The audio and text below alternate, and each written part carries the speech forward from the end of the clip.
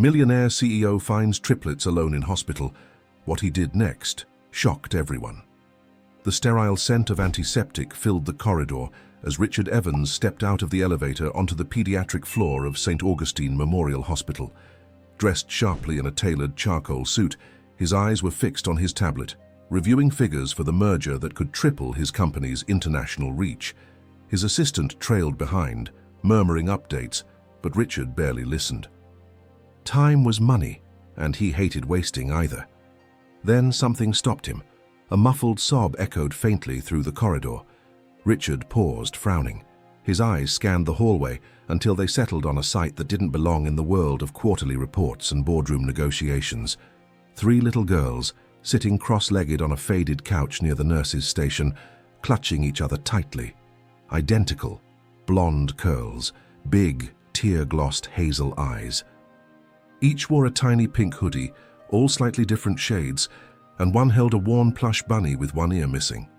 He watched for a moment, thinking surely someone would come, an adult, a nurse, anyone. But no one did. He looked at his watch. 2 minutes late already. He turned to walk on, then stopped again. One of the girls, the one with the bunny, looked up at him. Their eyes met. Her bottom lip trembled. Richard sighed, something strange tugging at his chest. He stepped closer. "Hey there," he said, crouching carefully. "Are you girls okay?" The 3 turned to him in unison. The one with the bunny tightened her grip. The middle one blinked hard as if trying not to cry. The smallest one, maybe by a few inches, just stared silently. "Our mommy's in the hospital," the bunny holder whispered. "She got really sick, and now no one came to pick us up." Richard blinked. "You're alone?" The 3 nodded. He looked around again, suddenly noticing how empty the corridor was. Nurses rushed in and out of doors, but none seemed to notice the children. "What's your name?" he asked gently. "Emily," said the girl with the bunny. "And this is Sophie," she pointed to the quiet one. "And Grace," to the one holding Sophie's hand. Triplets, identical. 6 years old, maybe, alone. Richard stood up, his mind racing. He tapped his assistant's arm. "Call the front desk, find out what's going on." His assistant hesitated. "Sir, the meeting, reschedule it." But do it," he said firmly. Then he sat down on the couch beside them, ignoring the looks from passing staff. "I'll stay with you until we figure this out." Grace leaned into his side. Sophie laid her head on his knee. Richard Evans, the man known for ruthless takeovers and ice-cold negotiations, found himself frozen in place by the weight of 3 tiny lives. Something about them, something unspoken, refused to let him walk away. A nurse finally noticed. "Mr. Evans?" she said, confused. "What are you doing here?" He didn't look up. "Trying to understand," he murmured. "Why 3 little girls have been left alone in a hallway." The nurse paled. "Oh, you don't know?" She stepped closer, lowering her voice. "Their mother is in the ICU. Critical condition. No emergency contacts. CPS has been notified, but..." Richard turned sharply. "But what?" "She might not make it through the night." Richard felt something shift inside him. He was used to quick decisions, but this wasn't about business. This was life and death. These girls didn't need a contract signed. They needed someone to stand still long enough to care. He looked down. Sophie's fingers were curled into the crease of his trousers, like she was afraid he might disappear. Emily was watching the nurse, her eyes wide with something far too mature for her age. Grace hadn't moved at all. The nurse, a soft-spoken woman with tired eyes, knelt down to the girls' level. "Hi, sweeties, I'm Nurse Jenny. You remember me?" The girls nodded, though without much conviction. Jenny looked up at Richard, lowering her voice again. "Their mother, Cassandra Blake. She was admitted last night. Sudden respiratory failure. No known relatives. She's been unconscious since she arrived. We've done what we can, but..." Richard nodded slowly. "What about the father?" "No information. We've checked records, birth certificates, father not listed." Emily looked up. "Our mommy said he was gone." Richard's jaw clenched. Something sharp twisted in his chest. He had lost his own mother at 9. He knew that hollow silence that followed someone you loved vanishing forever. He couldn't imagine facing it at 6, with no one to catch you when you fell. "What happens to them now?" he asked Jenny. "Child Protective Services will send someone, probably tonight. If not, tomorrow morning." She hesitated. "They'll go into temporary care until we find a placement." "Temporary?" Richard echoed. Jenny nodded. "Group home or foster care." Emily flinched. Sophie shrank into his leg again.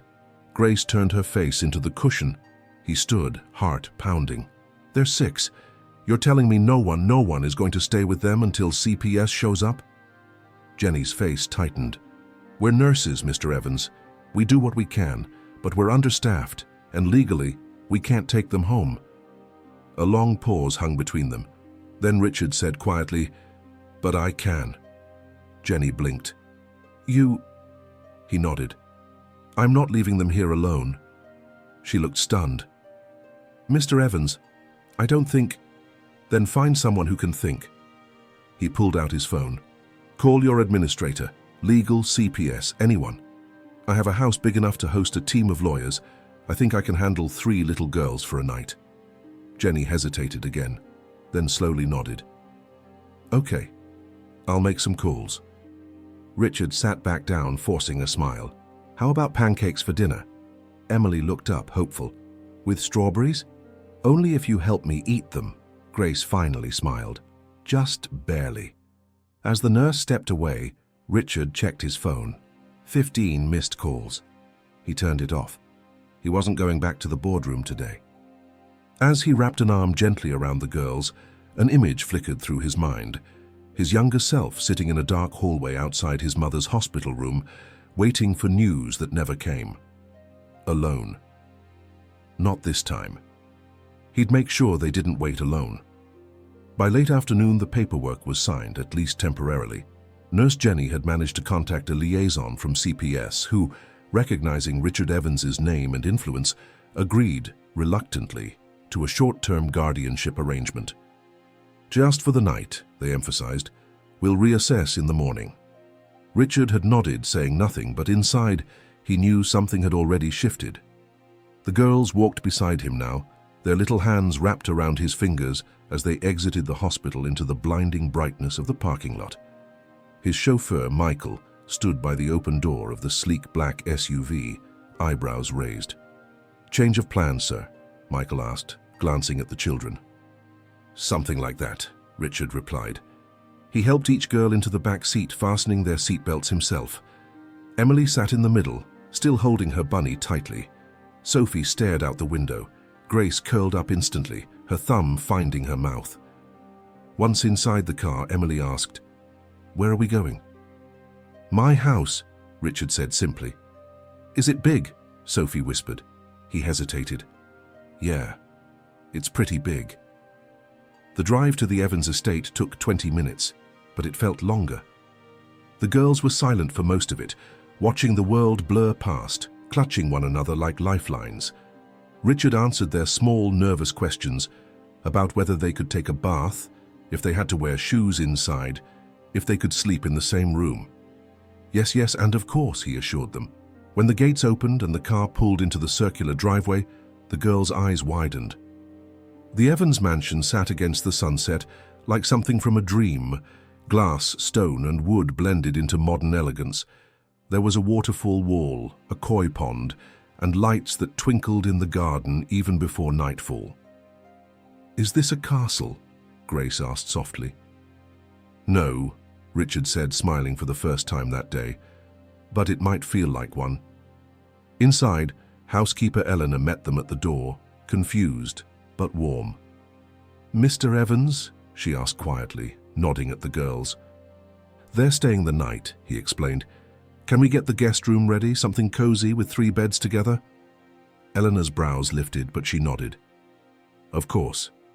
Richard knelt by the girls. "Eleanor's going to help us get you settled. I'll be right nearby, okay?" They nodded, but as Eleanor led them away, Sophie paused. "You're not going to leave?" "Not tonight," he promised. He watched them go, something in his chest tightening. His world had always been built around order, profit margins, and efficiency. Now 3 tiny girls had walked straight into it, scattering everything like confetti. He sat heavily on a leather armchair in his study and poured a glass of scotch. But he didn't drink it. Instead, he stared at the photo on his desk, his mother, holding him when he was just a toddler. A time before loss shaped him. Somewhere upstairs, a door opened. Then laughter. Light, uncertain, but real. Richard stood, drawn toward the sound. The guest suite had been transformed. Elena had laid out soft pink sheets, brought in extra stuffed animals from the house's rarely used toy closet, and arranged the beds side by side under a canopy of fairy lights she'd found in storage. The girls were now bathed, hair slightly damp, dressed in oversized t-shirts that reached their knees. Emily insisted the bunny sleep between them. Grace fell asleep first, curled toward her sisters, her breathing deep and even. Sophie took a little longer. She kept glancing at the door, then at Richard, who sat in the armchair across the room, just watching them, quiet. "You won't leave?" she asked again. "No," he said. "Not until you're asleep." She nodded, finally closing her eyes. When their breathing deepened into the rhythm of sleep, Richard rose quietly and stepped out, pulling the door halfway shut behind him. Eleanor waited outside, arms crossed. "3 little girls, Richard?" "It's temporary," he said. She gave him a look. "That's what you said about the dog you rescued from the freeway. You still have him. And he sleeps on Egyptian cotton." Richard rubbed his temples. "This is different." "Is it?" He hesitated. They were alone. No one else was coming. Elena's voice softened. "And now?" "I don't know." They stood in silence. Finally, Elena touched his arm. "Whatever this is, it's not just about them." Richard didn't respond. He turned and walked back to his study. The house, once echoing with stillness, now held the gentle creaks and soft thuds of small feet above. It felt alive in a way it hadn't in years. He sat again, tried to focus on emails, but his eyes kept drifting to the hallway. Just after midnight, his phone buzzed. "Unknown number." He answered. "Mr. Evans?" A woman's voice. "This is Lydia Grant, caseworker with Child Protective Services. I understand the girls are in your care tonight." "Yes. I wanted to confirm a visit first thing in the morning, and I wanted to warn you." His heart skipped. "About what?" "There may be complications. Their mother's condition worsened this evening. If she doesn't regain consciousness soon, we'll need to start permanent placement proceedings." Richard sat forward. "They don't have any other family?" "No known relatives. And no legal guardianship prepared. It's possible they'll be separated if we can't find a foster home that takes all 3. Richard's blood ran cold. "You'd separate them?" "If necessary. We try to avoid it, but there are limited options." He stared at the floor, heart pounding. "Thank you for letting me know." "Of course." The line went dead. He stood, walked to the window. The city lights blinked in the distance. He remembered Emily's tiny hand in his, Grace leaning into his side, Sophie's quiet gaze. Separate them? Over his dead body. He didn't sleep that night. Instead, he stood at the doorway to their room, watching the rise and fall of 3 small chests. Somehow, they had become his reason for breathing. Then his phone buzzed again. This time, it was the hospital. Richard answered on the first ring, his heart already bracing for the worst. "Evans." "Mr. Evans, this is Dr. Moran from St. Augustine. I'm overseeing Cassandra Blake's care." He stood straighter. "Yes?" There was a pause, then the doctor spoke gently. "Her condition has stabilized slightly. She's still unconscious, but..." There was a moment. She squeezed a nurse's hand. "There's a possibility she might wake up in the next 24 hours. Richard exhaled, tension draining from his shoulders. "That's good." "It is," Dr. Moran agreed. "We'll continue monitoring her closely." "I thought you'd want to know, given your connection to the children." "Yes," Richard said quietly. "Thank you for calling." After he hung up, he returned to the doorway of the guest room. The girls still slept, peaceful for now. He didn't move, just watched. At sunrise, Elena brought coffee. "You stayed here all night." "I couldn't leave them." She nodded, saying nothing. Her eyes were gentle, understanding. When the CPS caseworker arrived 2 hours later, Richard greeted her in the front foyer. Lydia Grant was in her early 40s, with tired eyes and a no-nonsense air. She looked around the house, eyebrows raised. "You live here alone?" "I do." She pulled out a clipboard. "May I speak with the girls?" "They're just waking up. I'll get them." He brought them down one by one, still in pajamas. Emily clutched his hand the whole time. Grace hid behind his leg. Sophie sat on the couch, silent but alert. Lydia interviewed them gently, asking if they were comfortable, if they understood where they were, if they missed their mother. When Grace teared up, Emily pulled her close. Afterward, Lydia stood. "They seem unusually bonded to you." "I didn't plan that," Richard said. "It just happened." "You're not related to them in any way?" "No," he said. But for a second, his voice faltered. Lydia noticed. "Mr. Evans, are you sure?" He blinked. "What do you mean?" "I mean," she said slowly, "the girl's mother, Cassandra Blake, did you know her?" The question hit him like a thunderclap. His mind scrambled, confused. "No." "Why?" Lydia pulled out a file and handed him a copy of the girl's birth certificates. "Look closely at the hospital of birth and the city. They were born in Vermont, 6 years ago." He scanned the documents. A name jumped out at him. Cassandra Blake. The name was vaguely familiar, but it couldn't be. Not that Cassandra. He shook his head. This must be a coincidence. But then Lydia handed him one more thing, a photo dated from 7 years ago. A woman with long auburn hair and eyes full of fire, smiling beside someone. Him, his younger self, arm around her waist, her name on the back, Cassie and Rich. New York, 2017. His legs nearly gave out. Lydia's voice was gentle now. "Are you sure you're not related to these girls?" Richard stared at the picture, his throat tightening. Cassie. Oh God. What if they weren't strangers at all? The silence in the room was suffocating. Richard sat down heavily, the photograph clutched in his hands, its edges trembling. 7 years ago. Her smile was unmistakable, and now that he was really looking, he could see it.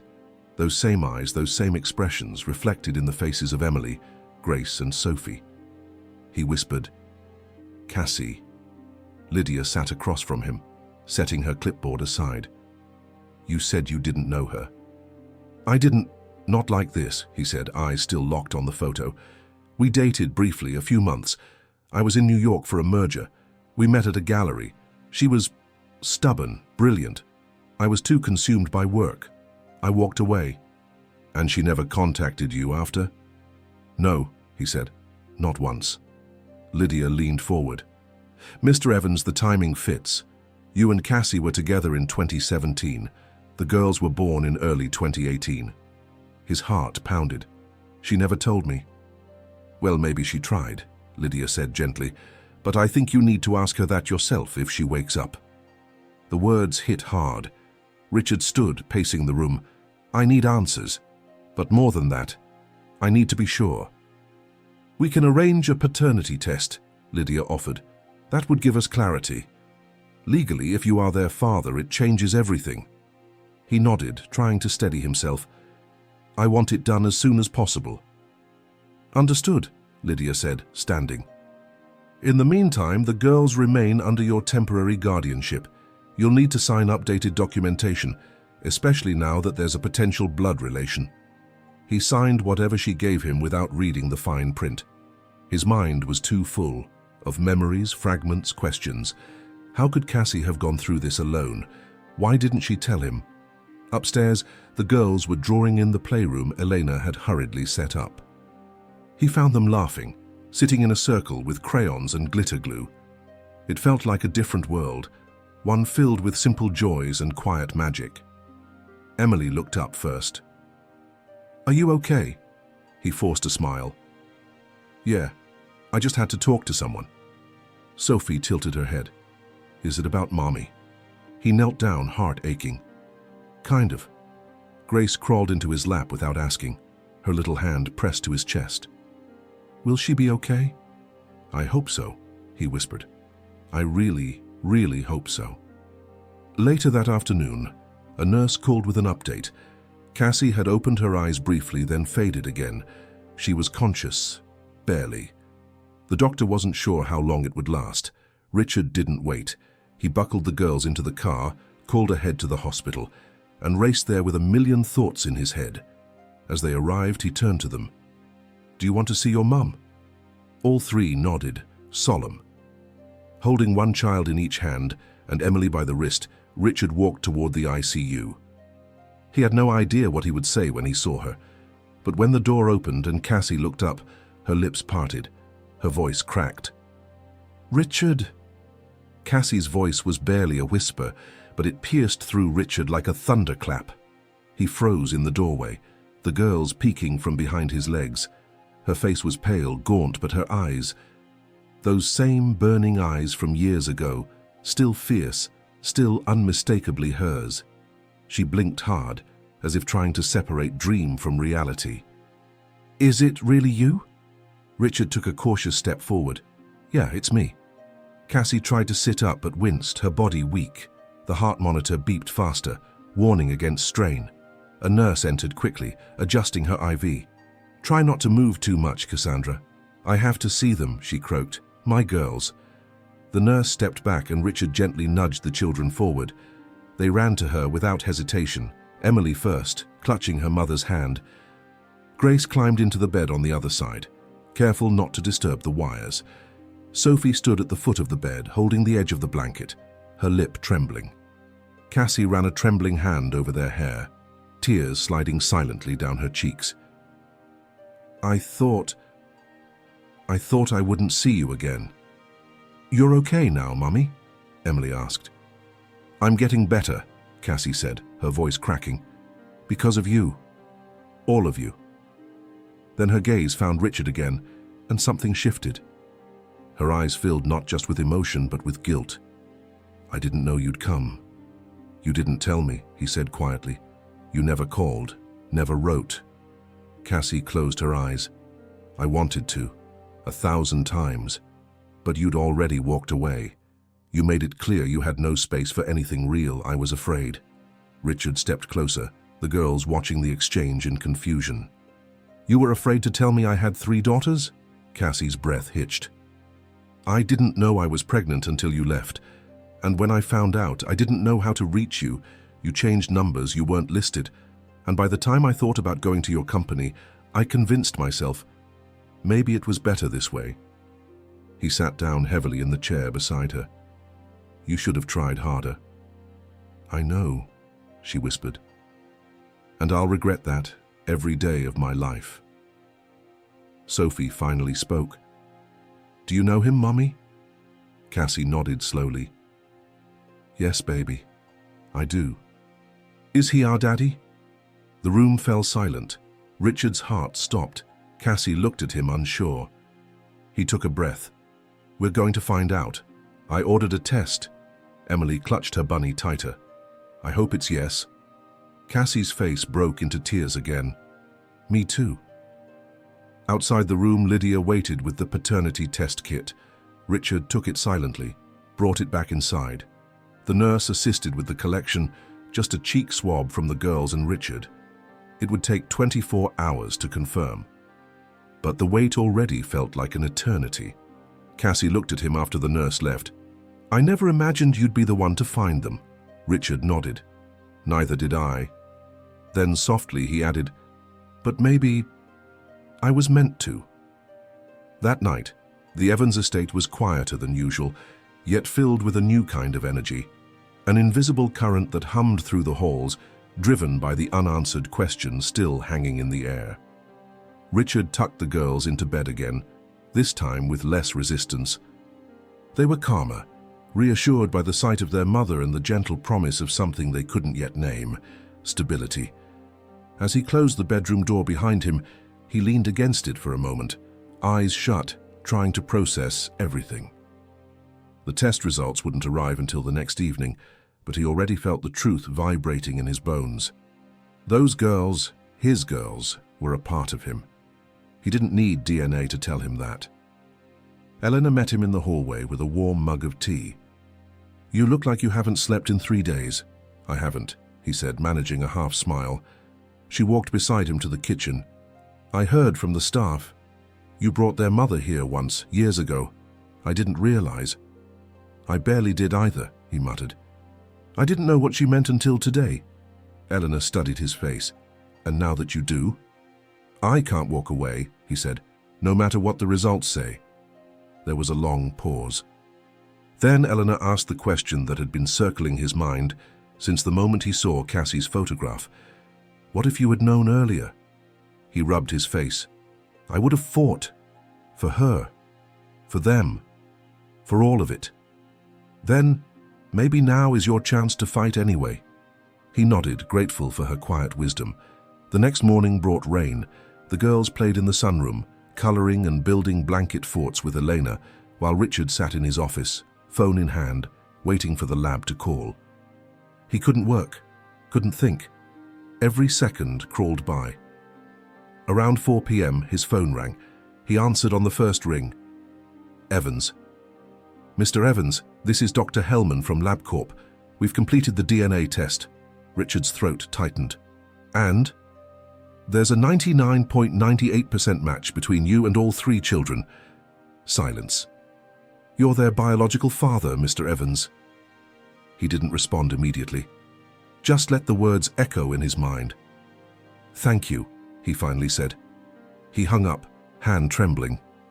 The girls. His daughters. He stood and walked slowly toward the sunroom. As he stepped inside, they looked up at him with matching smiles. Emily ran to him first, arms outstretched. "Did you get the call?" He scooped her into his arms. "I did." "And?" Grace asked, wide-eyed. He looked at all of them, his heart so full it hurt. "I'm your dad," he said, voice breaking.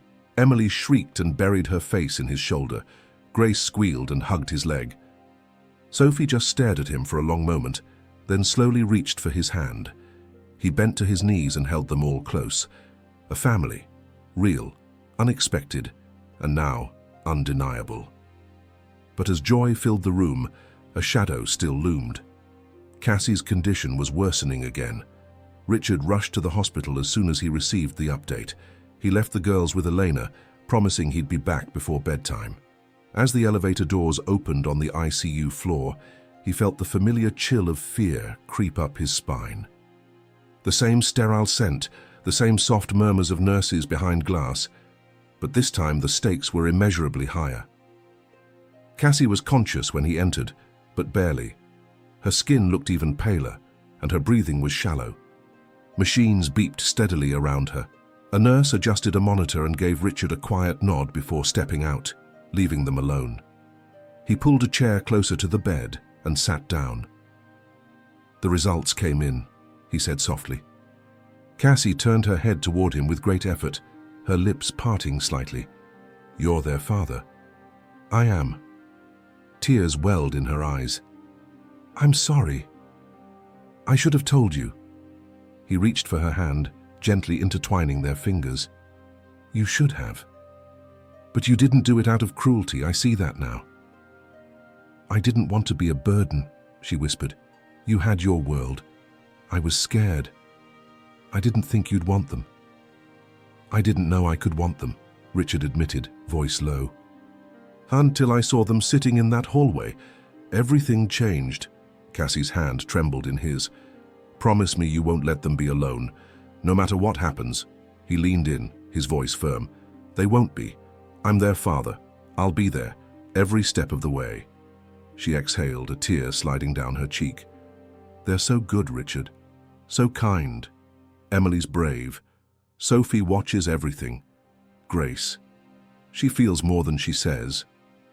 "I've seen that," he said with a small smile. "They're incredible." Cassie closed her eyes for a moment, then opened them again slowly. "I'm tired. You rest. I'll be here." But Cassie didn't let go. Her grip tightened slightly, her gaze locking on his. "If I don't wake up—" "You will," he interrupted. "If I don't," she continued, "tell them I loved them more than anything, that I fought for them, even when it didn't look like it." His throat closed. "You'll tell them yourself." "I wrote letters," she said, her voice barely a breath now. "One for each of them, in my bag. I'll find them. I wanted them to know who they are, where they come from, not just the hard parts." He leaned down and kissed her forehead. "I'll make sure they know all of it. I promise." A tear rolled from the corner of her eye. Her body went still, her eyes fluttering closed. The monitor's rhythm slowed but held. Richard sat frozen, holding her hand, unable to move. Outside, the rain fell harder, streaking down the windows like tears. Then the door opened. Dr. Moran stepped in, quiet, calm. "We're doing everything we can," he said gently, "but it's time to prepare for all possibilities." Richard nodded slowly, his heart breaking silently. And then, softly, Cassie murmured something under her breath. "Tell them about the lighthouse." Richard leaned in closer, unsure he'd heard her correctly. "The lighthouse?" he repeated gently. Cassie's eyelids fluttered but didn't open. Her voice was a mere whisper now. "It's where it all began." Dr. Moran checked her vitals, nodding to a nurse. "She's drifting again. We need to let her rest." Richard hesitated, his hand still cradling hers. "She mentioned a lighthouse. What does that mean?" Cassie stirred weakly, her lips moving again. "Vermont. Photos. The girls." The monitor beeped slowly. The nurse gently urged him back. "Let her sleep." He stood reluctantly, heart racing. The lighthouse. The word circled in his mind like a key to a door he hadn't yet opened. He remembered the girls' birth certificates, Vermont. Something about that state tickled the edges of a memory. Outside in the hallway, he called Eleanor. "Can you look through Cassie's bag? She said she left letters for the girls, and something about a lighthouse, maybe a photo or document." "On it," Elena replied. 10 minutes later, she called back. "I found 3 envelopes, each with the girls' names on them. And a photo album. One picture is marked Shelburne Lighthouse 2017. Richard's heart thudded. That's it. He returned to the estate, album in hand, letters protected in a folder. That evening, after dinner, he gathered the girls in the living room by the fireplace. They were in pajamas again, hair brushed, calm after a long day. "I want to show you something your mom left behind," he said, opening the album on the rug between them. Emily scooted close, peering over his arm. Sophie held the bunny tightly. Grace lay across his lap. He flipped to the photo Cassie had marked. It was a candid shot, her sitting on a picnic blanket in front of a quaint white lighthouse, the sea in the background, sunlight catching her hair, a baby bump visible beneath her dress. Her face, so full of joy, was unmistakably lit with expectation. "This was taken before you were born," he said softly. "That's Mommy," Grace whispered. "Yes. And that lighthouse, it's where your story started." Sophie pointed. "Did you take that picture?" "No," he said, "but I should have." The girls looked up at him, sensing something deeper. Emily touched the page. "Is this where she decided to keep us?" Richard nodded. "I think so." He then carefully handed them each an envelope. "She wrote you letters. When you're ready, you can open them." The girls held the envelopes reverently, eyes wide. "Can we go there?" Sophie asked suddenly. "To the lighthouse?" He looked at them, 3 small girls wrapped in innocence and strength, and nodded. "Yes, I'll take you. As soon as Mommy's better." The girls huddled closer to him, and just as the fire crackled, his phone buzzed. It was the hospital. His breath caught. Dr. Moran's voice was urgent. "Mr. Evans, we need you back. Now." Cassie's taken a turn. Richard didn't waste a second. He grabbed his keys, kissed the girls on their foreheads, and told Elena to hold everything down. The urgency in Dr. Moran's voice had rattled him. This wasn't just another update. Something had changed. Something big. The rain had stopped, but the road still glistened under the streetlights as he sped through the city. His mind was racing. He clutched the steering wheel tighter than necessary, Cassie's final words echoing in his mind. Tell them about the lighthouse. It felt like a message, a warning, a legacy. And he couldn't lose her. Not now. When he burst through the ICU doors, the nurse recognized him instantly. Room 614, she said quickly. He rushed down the hallway, heart pounding, breath short. Inside the room, Cassie looked even smaller than before. Her breathing was labored, her chest rising and falling in shallow bursts. The machines beeped faster, more erratically now. Dr. Moran stood near the bed, speaking quietly with another doctor, then turned as Richard entered. She's conscious but slipping, the doctor said, his tone grim. She asked for you. Richard moved to the bedside, grabbing her hand. Cassie, he whispered, brushing a strand of hair from her face. Her eyes fluttered open, barely able to focus. But when she saw him, they filled with tears. You came. Of course I did, he said, fighting the lump in his throat. I didn't think I'd get another moment, she rasped. You're not going anywhere, he said, voice cracking. Cassie smiled faintly. I was going to raise them by myself. I was ready. But the truth is, I was always hoping you'd find us one day. You should have called me. I thought I missed my chance. Richard's heart twisted. You didn't. I'm here now. Cassie reached for something under the pillow and handed it to him, a folded photograph. It was another picture of the lighthouse, but this one was different. It showed her standing with a woman and a man, older, kind-faced. On the back, lighthouse keepers, Shelburne Bay. 2017, she whispered. They helped me when I was scared, gave me shelter. You should take the girls. Let them see where love began. He nodded slowly, absorbing every word. I promise. A single tear escaped her eye. Thank you for loving them. Richard leaned down and kissed her forehead. Thank you for giving them to me. She closed her eyes again, and for a moment he thought she had drifted away, but then her fingers squeezed his. I want them to remember me smiling, she said softly. Not like this. They will, he whispered. I'll make sure of it. Suddenly the monitor beeped sharply. A nurse rushed in. Vitals are dropping. Cassie's body jerked slightly and her eyes widened with fear. Richard clutched her hand. Stay with me, Cassie, please. The doctors moved quickly, calling codes, rushing with adrenaline, but all Richard could do was stand there helpless. And then, just as the chaos reached its peak, Cassie's body stilled. The monitor went flat. Time stopped.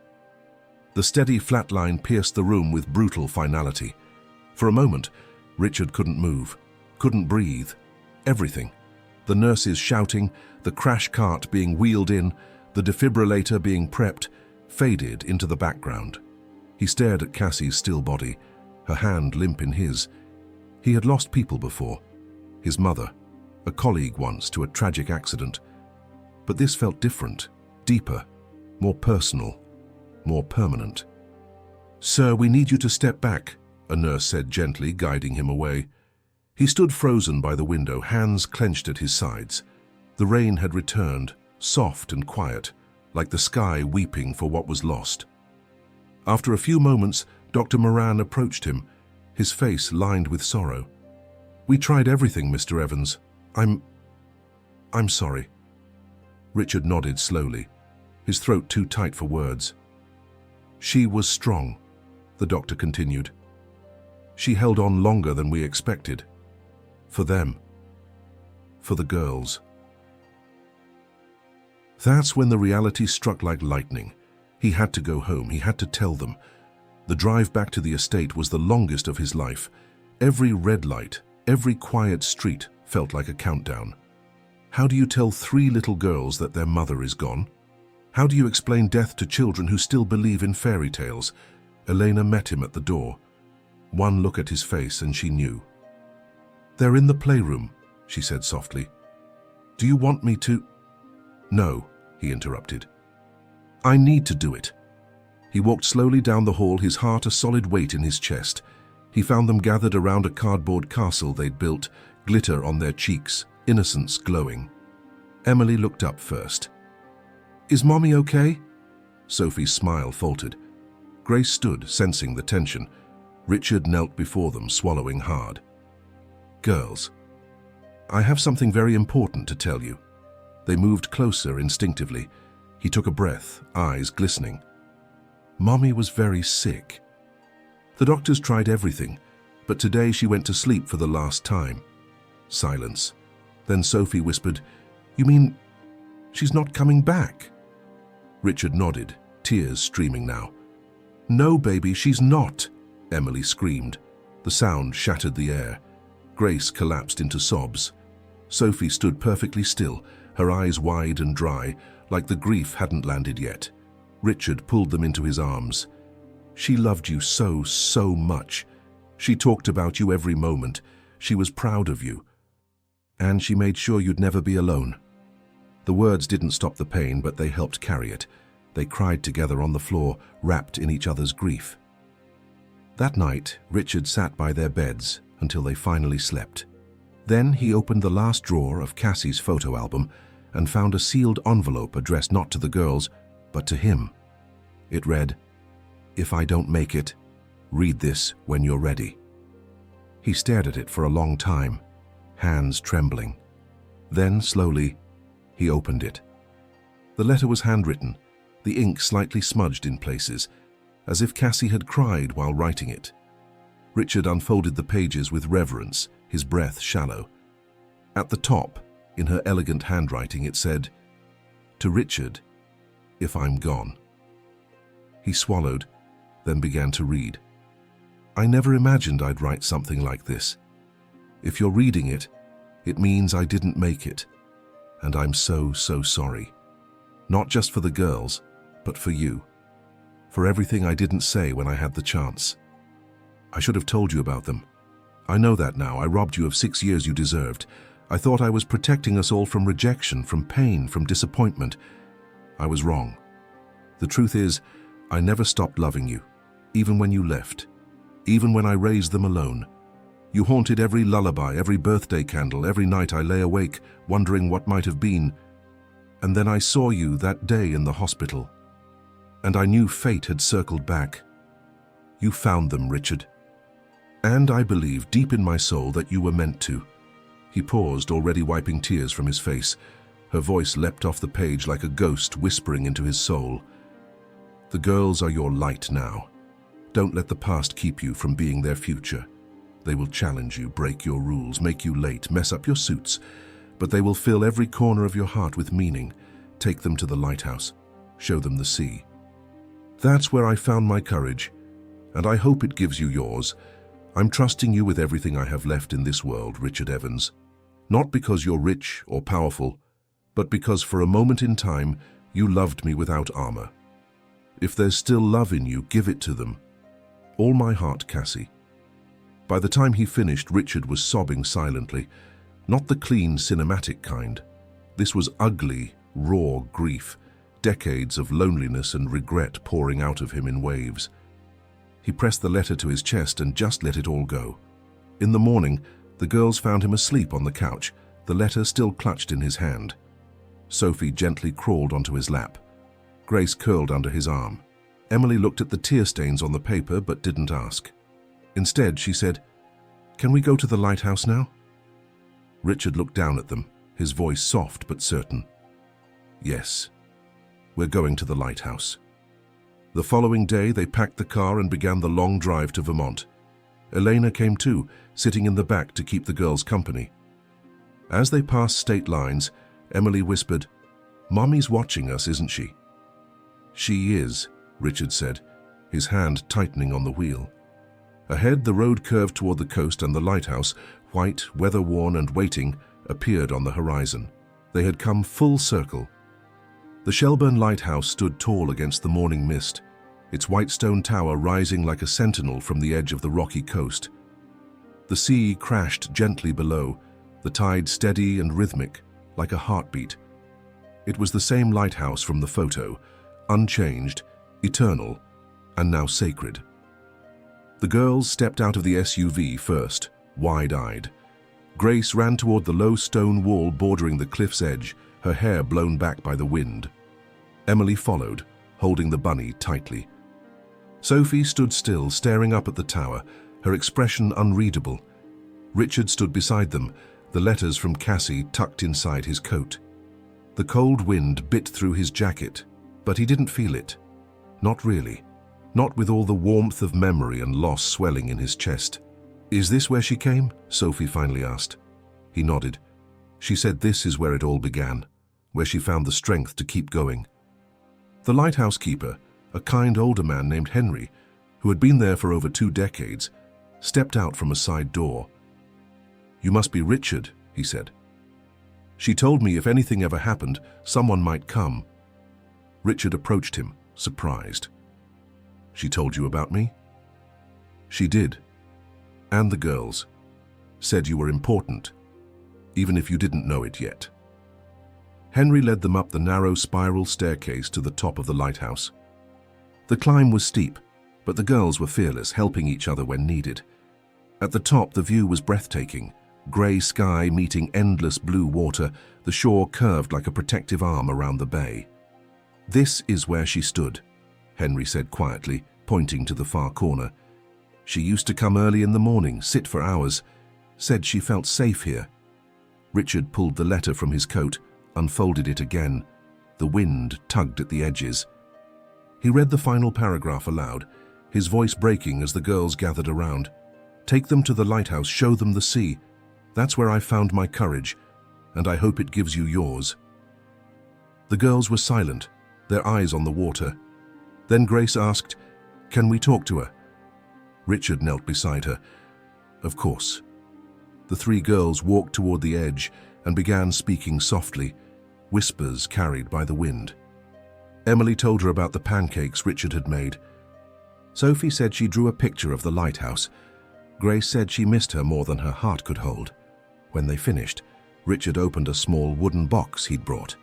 Inside were 3 seashells, Cassie's favorites, and a lock of her hair the hospital had preserved.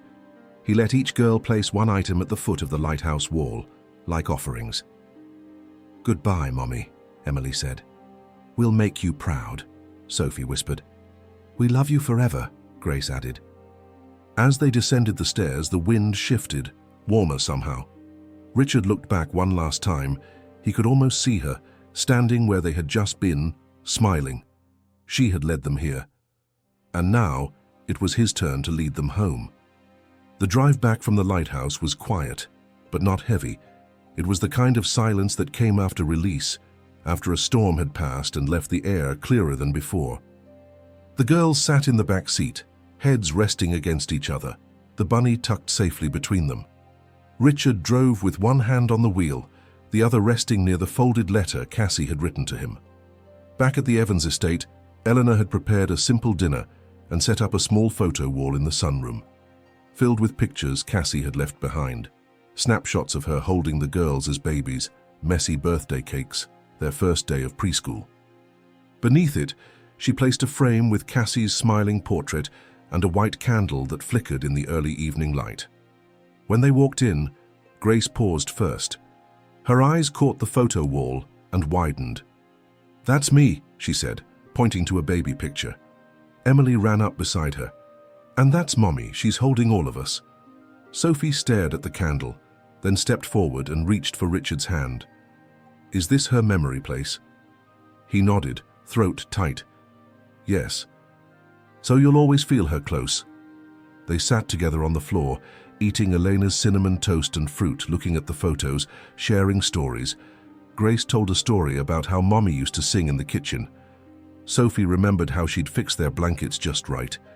Emily said Mommy used to whisper something before bedtime every night, though she could never remember exactly what. Richard gently ran his hand over Emily's curls. "She used to say she loved you more than the sky." Emily blinked up at him. "You heard her say that?"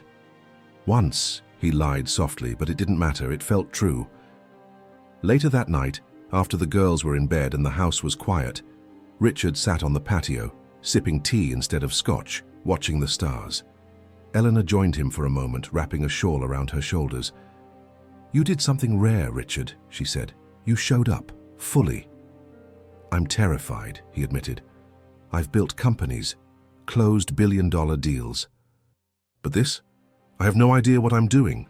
Elena smiled. "That's how you know it matters." They sat in silence for a while before she added, "The girls are going to be okay. Because they have you, and because they had her." He nodded. "I just hope I can be everything she wanted for them." "You already are," she said, standing and squeezing his shoulder. "You just don't see it yet."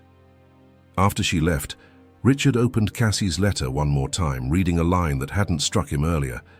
"Love isn't measured by perfection, it's measured by presence." He folded the letter carefully, placed it in a new drawer in his study, and locked it.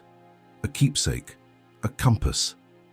As he walked upstairs to check on the girls, he heard something through the slightly cracked bedroom door. 3 little voices, whispering together. "We're safe now," Emily said. "Daddy's here," Sophie added. "He won't let go," Grace whispered. Richard stood in the hallway, eyes closed, heart full. No, he wouldn't. Not ever. Weeks passed, and the Evans estate transformed from a monument of silence to a symphony of giggles, footsteps, and bedtime stories. Every room held a new energy now, drawings taped to the kitchen walls, glitter stuck between floorboards, and forgotten plush toys in the most unexpected places. The house, once cold and pristine, pulsed with life. Richard had taken a step back from work. Not completely, he was still CEO after all, but his priorities had shifted. Meetings were now scheduled around school pickups and bedtime. His assistants learned to expect calls punctuated by child-sized voices and the occasional bunny-related emergency. He enrolled the girls in a private school nearby, where they could stay together in the same classroom. Their first day was a mix of nerves and excitement, but they walked in hand, wearing matching backpacks and brave smiles. At home, Richard studied bedtime routines like they were merger contracts. Emily liked to be read to, twice. Grace needed her nightlight at exactly the right angle. Sophie wanted to whisper one secret before sleeping, every single night. One evening, after the girls were asleep, Richard sat in the study, looking over legal documents. The CPS had approved his formal adoption petition. Because Cassie had named no other guardians, and because Richard had now proven biological paternity, the path was clear. It was just a matter of paperwork. Still, he hesitated. There was something he hadn't told anyone, something Cassie had whispered in those final days about the lighthouse keepers, the couple who helped her when she was scared. Something in her voice then, gratitude, reverence, had never left him. He picked up the photo she had given him again, the couple standing beside her. There was a name scribbled on the back in Cassie's writing, Nina and Walter Reed. Underneath, Shelburne Bay, Vermont. Richard stared at the names for a long time. Then he picked up his phone and made a call. The next morning he booked a flight to Vermont, just him and the girls. He told Elena to take a few days off and reassured his board of directors that yes, the company would survive a 3-day absence. As the private jet soared above the clouds, the girls pressed their faces to the windows. "Are we going back to the lighthouse?" Grace asked. "Not exactly," Richard said. "We're going to meet some people who helped Mommy before you were born." Emily looked curious. "Were they her friends?" "They were more like angels," he said softly. "And I think they deserve to meet you." Sophie reached across the aisle and took his hand. "I think Mommy would be happy." He smiled at her, heart swelling. "I think so too."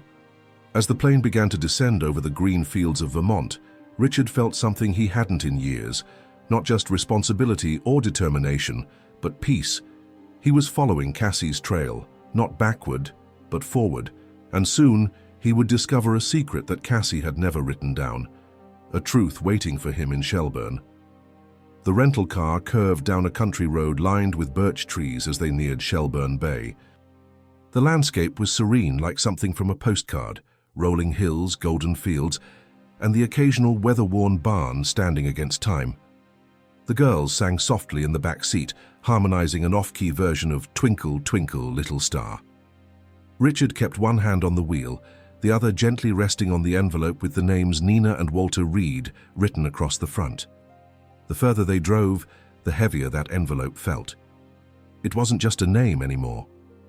It was a thread to the missing years of Cassie's life, years he had never been part of, but now desperately wanted to understand. They reached a gravel driveway that wound through a small grove of pine trees before opening up to a modest white house with faded shutters and a wide porch. Wind chimes tinkled in the breeze. An old dog dozed on the steps. The house looked lived in, loved. Richard parked and turned to the girls. "Ready?" They nodded, unbuckling with practiced speed. Grace clutched his hand tightly. Sophie eyed the house like she was trying to read its secrets.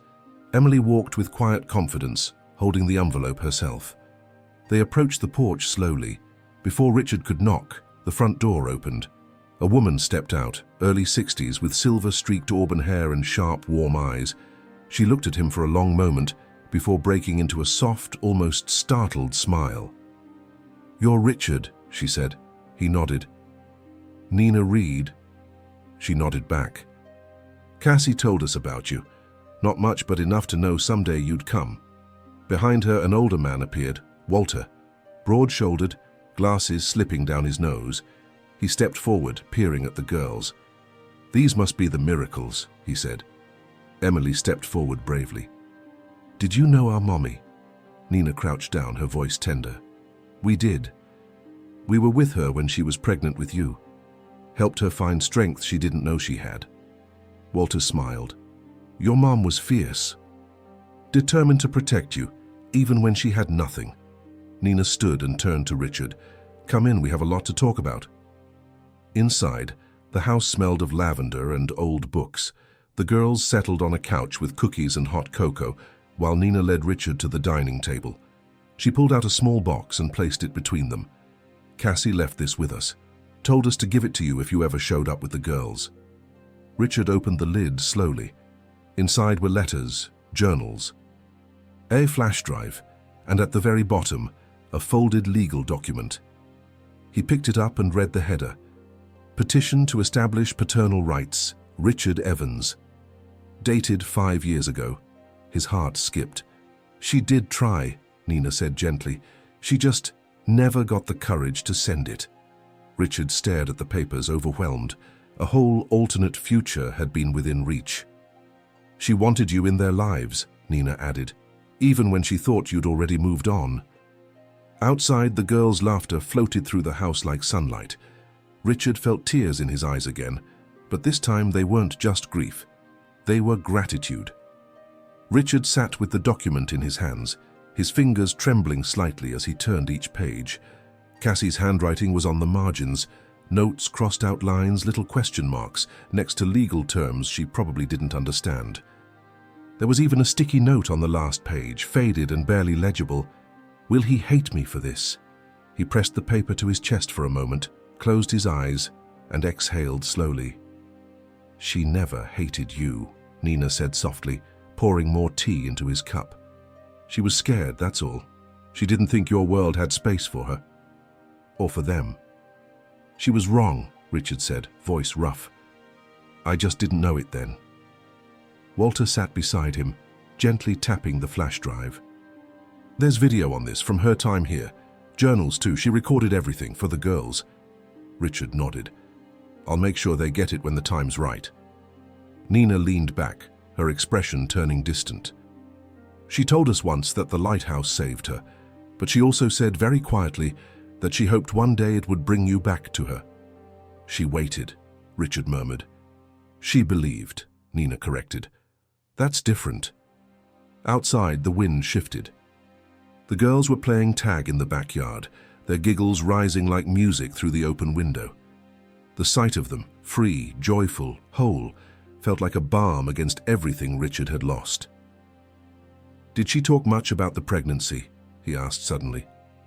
Nina nodded. "More than once. She was so proud to be their mom, even though she was terrified. She worked part-time cleaning cabins, took prenatal classes, never missed a checkup. She did it all on her own. She wanted to. But she also hoped in the back of her heart that one day you'd show up. Richard's gaze drifted back to the folded petition. And now I have. He spent the afternoon with Nina and Walter, piecing together fragments of Cassie's life during those quiet years, her strength, her laughter, her loneliness. Every story filled in another blank, every memory painting her more vividly in his mind. That evening, as the sun dipped low, casting golden light across the Vermont fields, he gathered the girls near the car. "We're going to take something special back with us," he told them. "More pictures?" Emily asked. "No, a part of your mommy's story. Something you'll want to know when you're older." Sophie nodded solemnly. "We'll take good care of it." Nina hugged each girl tightly. "You three are made of strong stuff." Grace looked up at her. "Just like Mommy?" "Exactly like her." As they drove away, the sky painted in lavender and orange, Richard glanced in the rearview mirror. The house faded behind them, but something stayed with him, an invisible thread that tied Cassie's past to their present. He didn't know it yet, but that thread was about to be tested again. Because waiting in his inbox back home was an unexpected message from someone who claimed to know Cassie even better than he did. By the time they arrived back in the city, it was past midnight. The girls had fallen asleep in the car, their heads leaning against one another, the bunny limp between Grace's arms. Eleanor met them at the door, welcoming them with a soft smile and warm blankets. Richard carried each girl upstairs himself, tucking them into bed like it was a sacred ritual. He paused for a long moment in the doorway of their room, the moonlight casting their shadows gently across the walls. He had never imagined this life. Now he couldn't imagine it without them. In his study, he poured himself a glass of water and turned on his laptop. His email inbox had piled up during the trip. Reports, schedules, reminders. He skimmed through them quickly until one subject line froze him. Subject: regarding Cassandra Blake. Please read. The sender's name meant nothing at first. Marianne Burke. He clicked it open. Dear Mr. Evans, I hope this message finds you well. I don't know if you remember me, but I was Cassandra's roommate in New York years ago, before Vermont. I've debated reaching out for a long time, but recent news about your involvement with her daughters made me realize I should. Cassie never talked much about her past, but she once told me something that might matter to you. Something she never wrote down. It's about the girls, about their birth. I don't want to say more in a message, but I believe it's something you should hear in person. If you're open to it, I'm in town. I can meet anytime. Please let me know. Marianne Richards sat back in his chair, heart racing. What else could there possibly be? He had the DNA results, the journals, the memories, the lighthouse. What could Cassie have possibly hidden that she never even shared with the couple who helped her give birth? He hit reply before he could second-guess himself. Marianne, yes, I remember the name. Thank you for reaching out. I'll meet you tomorrow. Name the place. She responded within 5 minutes. 9 a.m. At Perch Cafe on 4th and Waverly. I'll be waiting. Richard closed the laptop and leaned back, staring at the ceiling. The photo of Cassie on his bookshelf seemed to look back at him, her eyes full of secrets and warmth. What hadn't she told him? And why did it feel like everything he'd just rebuilt was suddenly at risk? The next morning he dressed carefully, casual but guarded. Before he left, he stopped by the girls' room. They were still asleep, tangled in blankets and dreams. He kissed each forehead and whispered, "I'll be back soon." Then he drove into the city, the streets slowly waking around him. The cafe sat on the corner, quiet, ivy climbing up its brick walls. Inside, a woman sat alone by the window, late 30s, sharp-eyed with a familiar sadness in her gaze. Marianne stood as he approached. "Richard," she said, extending her hand. "I'm here," he replied. "Tell me what Cassie never did." Marianne waited until they both had coffee before she spoke. Her hands trembled slightly as she stirred sugar into her cup. Richard watched her carefully, his instincts alert. She wasn't just delivering a memory. She was preparing to drop a weight neither of them could pick up once it hit the ground. "She loved you," Marianne began, her voice low and deliberate. "Even after you left. She didn't say it out loud, not often, but I could see it in the way she kept every photo, every ticket stub. She believed in you, even when she told herself not to. Richard nodded slowly. I know that now. She told me she was pregnant a few weeks after you left New York, Marianne continued. I offered to help her find you. She refused, said she didn't want to trap you. But there's something she never told anyone else. Not Walter, not Nina, not even in those letters she left behind. Richard leaned in, tension coiled in his gut. What is it? Marianne took a shaky breath. The girls, they weren't born early, like she told everyone. He frowned. What do you mean? She didn't have them in February, Richard. She had them in January, a full month before their birth certificates say. She lied about the dates. Why would she lie about something like that? Marianne looked him straight in the eyes. Because she wasn't sure they were yours. Richard's stomach dropped. He gripped the edge of the table. What are you talking about? There was someone else, just once, right after you left, when she thought it was over for good. It didn't mean anything to her. She regretted it immediately. But when she found out she was pregnant, the timelines were too close. She couldn't be sure. And she didn't want you to find out that way. Richard sat back, numb. But the test? She told me she redid it later, privately, just to be sure. And yes, they were yours, all three. But by then, it was too late to undo the lie. She had already written the wrong due date on the forms. She said she didn't want anyone questioning who their father was, not even herself. Richard stared out the window, heart thudding. She lived with that secret for 6 years? Marianne nodded. She carried it like a stone. But she never doubted the girls were yours. After that second test, she told me she finally let herself believe. He was quiet for a long moment. Then, why are you telling me this now? Because I didn't want it to come from someone else. And because I think you deserve to know every corner of the truth before you adopt them. Richard felt something shift in his chest. Not anger, not betrayal, just the bittersweet ache of knowing Cassie had never stopped trying to protect everyone, even at her own expense. He stood slowly. Thank you.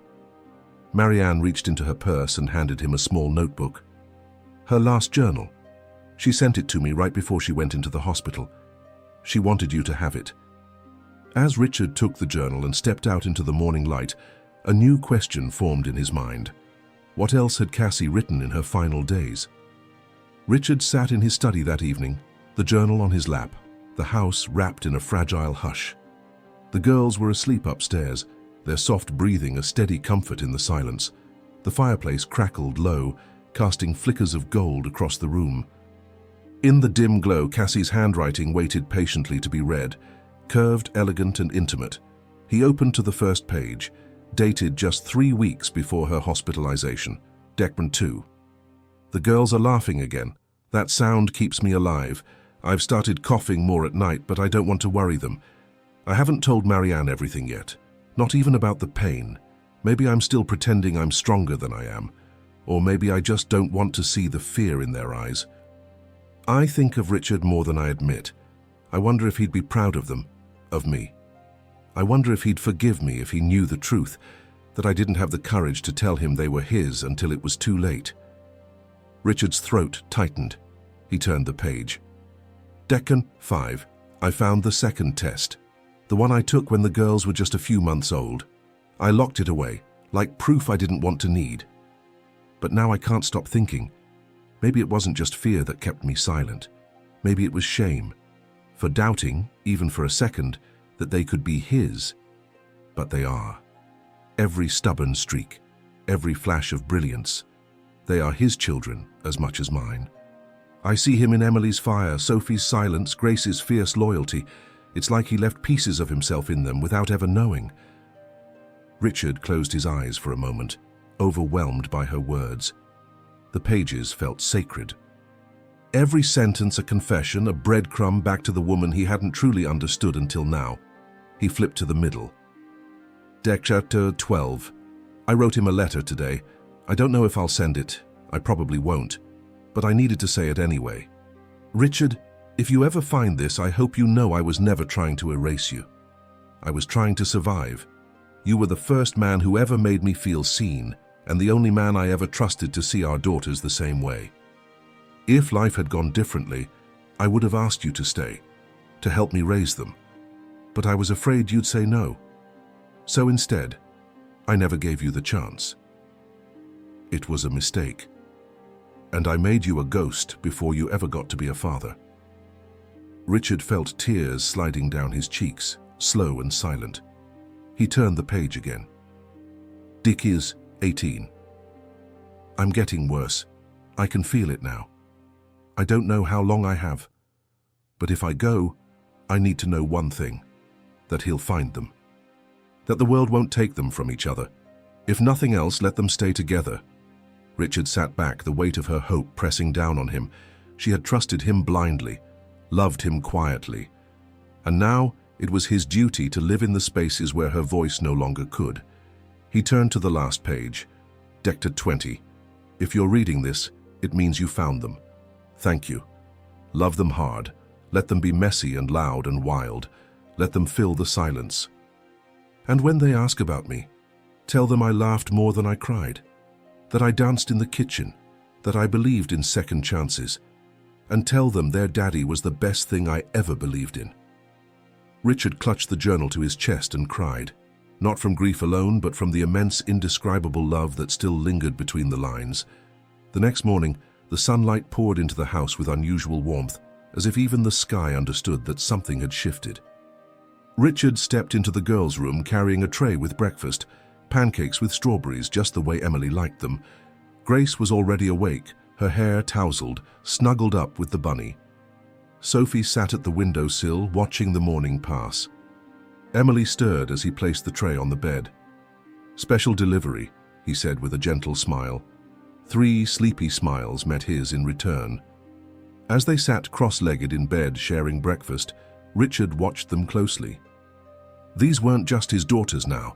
They were Cassie's legacy, living and breathing and loving in their own unique ways.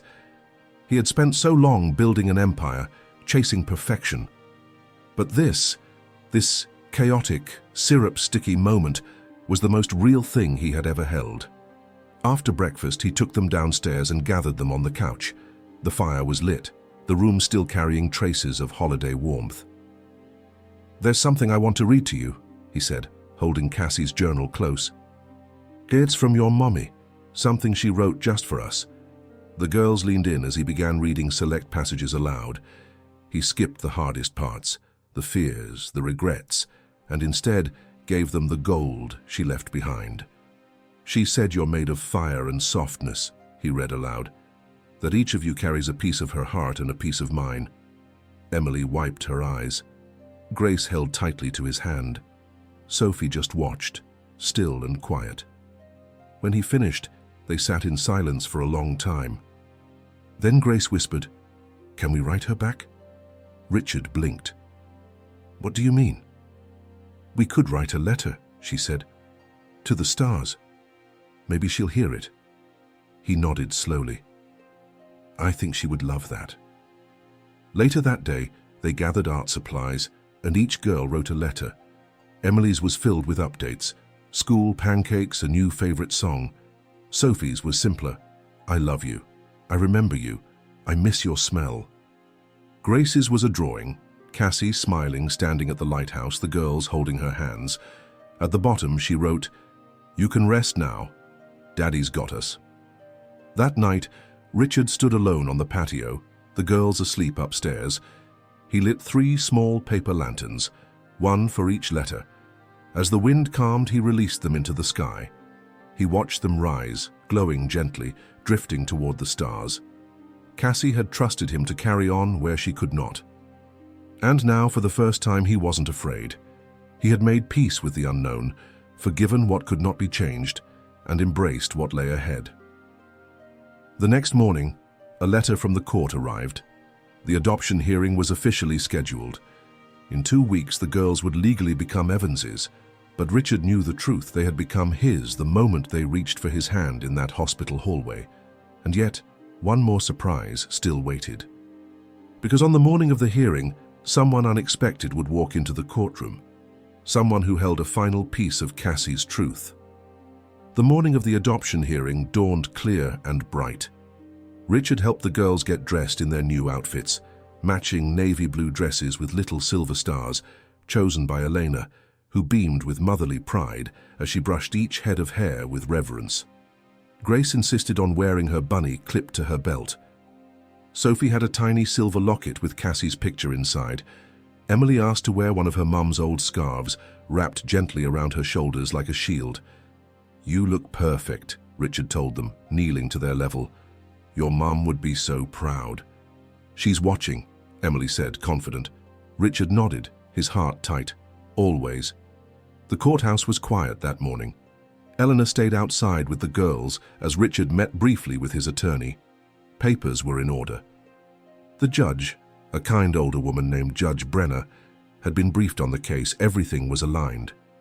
As Richard entered the courtroom and took his seat, he glanced over his shoulder toward the double doors, almost out of habit. And then he froze. A woman had just entered. Her presence, though quiet, pulled the air from the room. Marianne. But she wasn't alone. Beside her walked a man Richard didn't recognize, mid-40s, broad-shouldered, dark hair graying at the temples. His suit was modest, his demeanor tense, and he held a thin folder in his hand. They approached Richard cautiously. Marianne gave him a small nod. "This is Henry." The man extended a hand. "Henry Blake." Richard stared at him, the name washing over him like a wave. Blake. Cassie's last name. "You're..." "Her brother," Henry said quietly. "Her twin." Richard's breath left him. "I didn't know. I figured," Henry said. "We were estranged. 10 years. Too many things said that couldn't be unsaid. But when I found out she passed, I had to come." "Why didn't she mention you?" Richard asked. "She didn't want to. She didn't forgive me, and I didn't deserve it. But I'm not here for her. I'm here for them. My nieces." Richard's eyes narrowed slightly. "Are you here to stop the adoption?" Henry hesitated. "No. I'm not here to fight. I had to meet them and tell you something Cassie never got to say." He opened the folder and pulled out a letter. "She sent this to me right before she got sick. I never answered. I was too ashamed." He handed it over. The envelope was sealed, marked only with one word in Cassie's handwriting: "If he ever comes." Richard took it, hands trembling, and opened it slowly. Inside, Cassie had written only a few lines. "Henry, if you're reading this, it means you chose love over pride. I hope it means you'll forgive yourself the way I had begun to. If you meet Richard, tell him I was wrong to keep you apart. You two have more in common than you know. Take care of each other. For them." Cassie Richard folded the note slowly, eyes stinging. "She wanted us to make peace." Henry nodded. "I'd like to, if you'll let me." In that moment, Richard saw a flicker of Cassie in Henry's eyes, the same stubborn light. He extended his hand. Henry shook it. Outside, the courtroom doors opened. It was time. The courtroom was quiet as Judge Brenner entered, her presence calm and commanding. Richard stood with the girls at his side, Emily holding his hand tightly, Sophie staring ahead with wide, steady eyes, and Grace clutching her bunny with both arms. Elena sat behind them, wiping away tears already forming. Henry and Marianne took seats quietly in the back. Judge Brenner looked over her glasses at the assembled group, then smiled gently at the girls. "Are these our stars of the day?" Emily raised her hand proudly. "We're becoming Evanses." The judge chuckled softly. "I believe you are." The process began formally. Legal terms, acknowledgements, confirmations. Richard answered every question with clear, steady conviction. "Do you understand the responsibilities of legal parenthood?" the judge asked. "I do." "Do you intend to raise these children as your own, providing for them emotionally, physically, and financially?" "I already am," Richard replied. "But I'm ready to make it permanent." She turned to the girls. "And you three, do you want Mr. Heavens to be your father?" Emily nodded. He already is, Sophie added. He loves us big. Grace leaned forward on her tiptoes. Mommy picked him. There was a hush in the courtroom, a silence weighted with tenderness. Judge Brenner smiled warmly and tapped her gavel once. Then, by the authority vested in me by the state, I hereby grant the petition. Emily, Sophie, and Grace Blake shall be henceforth legally recognized as Emily, Sophie, and Grace Evans. A cheer erupted softly from the seats. Eleanor hugged herself, tears streaking down her cheeks. Henry stood and gave Richard a respectful nod. Marianne clapped quietly. Richard turned to the girls and knelt before them. "You are my daughters," he said, voice thick with emotion. "Forever, no matter what." They wrapped their arms around him, a tangle of little limbs and big feelings. Outside the courthouse, the sun had broken through, casting golden light across the steps. Elena took photos with an old camera Cassie had once used. The girls posed with signs they'd made in crayon. "Today we became Evanses, and Mommy, we did it." Henry stepped beside Richard, still unsure, still finding his place. "Do you think she'd be proud of us?" he asked. Richard looked at the sky. "She already is." That night, a celebration took place at the Evans estate. Friends from the company, neighbors, and even the judge came by briefly. The house was full of music, laughter, and plates of Cassie's favorite food, chicken pot pie and strawberry cake made from her recipe card, worn at the edges. Late in the evening, Richard took the girls outside to the garden. The stars were brilliant above. "I want to show you something," he said, holding out Cassie's final journal. They curled up on the outdoor sofa, wrapped in a blanket. One by one, he read pieces aloud. The girls listened intently, quietly. When he finished, Sophie whispered, "Do you think she knows we're okay?" Richard kissed her head. She knew the moment she let go. Emily looked up. "What happens now?" Richard smiled at them. "Now? Now we live." As loud and as full as she would have wanted. And somewhere beyond the garden lights in the quiet stretch of sky, the stars blinked like a mother's smile. But the story wasn't over yet. Because one last message waited, buried in Cassie's old storage box, locked and forgotten, until the girls found the key. The following weekend, rain pattered gently against the windows as the girls played upstairs. Richard was in the study, sorting through old papers and organizing shelves when he heard a shriek, part surprise, part excitement. "Daddy!" Emily called from the hall. "Come see what we found." He rushed up the stairs to find all three girls gathered around a dusty plastic bin Cassie had kept in a closet, labeled "College Stuff Plus Memories." The lid had been halfway broken for years. Richard had meant to go through it eventually, but hadn't worked up the courage. "We were looking for crayons and found this box," Grace explained, her face smudged with curiosity. Sophie held up a small, heart-shaped lockbox made of brushed silver metal. It was dented at the corner, but the lock remained intact. "There's something inside," she said. "We can hear it when we shake it." Emily opened her palm, revealing a small brass key they'd found in an old makeup pouch tucked beneath a pile of scarves. This was at the bottom. Richard's heart raced. He knelt down slowly. "Let's open it together." They all leaned in as he turned the key. It clicked. Inside were 3 envelopes and a small velvet pouch. Each envelope had a name written in Cassie's handwriting, Emily, Sophie, and Grace, but beneath the flap of each was a line that took his breath away. "For your wedding day." He stared at them, stunned. The girls tilted their heads. "What's a wedding day?" Grace asked. "It's when people choose to love each other forever," Sophie answered quietly. Richard didn't trust his voice enough to speak. His fingers moved to the pouch. He opened it and pulled out a silver chain. On it, a locket. He opened the locket gently and found 2 tiny portraits inside. Cassie on one side, and a picture of a newborn, undoubtedly one of the girls. The back of the locket was engraved, "Forever yours. Love, Mom." Emily leaned into his shoulder. "She really thought of everything, didn't she?" He nodded, tears brimming. "She did."